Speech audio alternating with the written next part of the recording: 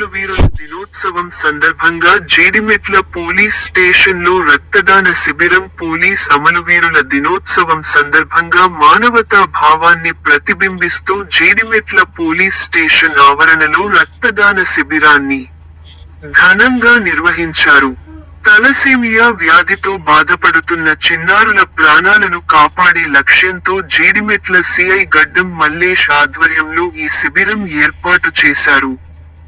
ఈ కార్యక్రమాన్ని బాలానగర్ డీసీపీ సురేష్ కుమార్ ముఖ్య అతిథిగా హాజరై ప్రారంభించారు. అనంతరం రక్తదానం చేసిన వారికి గుర్తింపుగా సర్టిఫికెట్లు, రోడ్డు భద్రత అవగాహనలో భాగంగా హెల్మెట్లు అందజేశారు.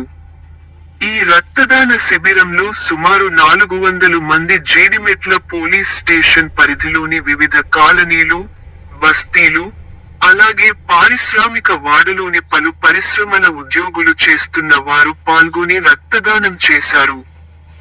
రక్తదాతలను బాలానగర్ ఏసీపీ నరేష్ రెడ్డి, సిఐ గడ్డం మల్లేష్ అభినందించడంతో పాటు సర్టిఫికెట్లు ప్రదానం చేశారు.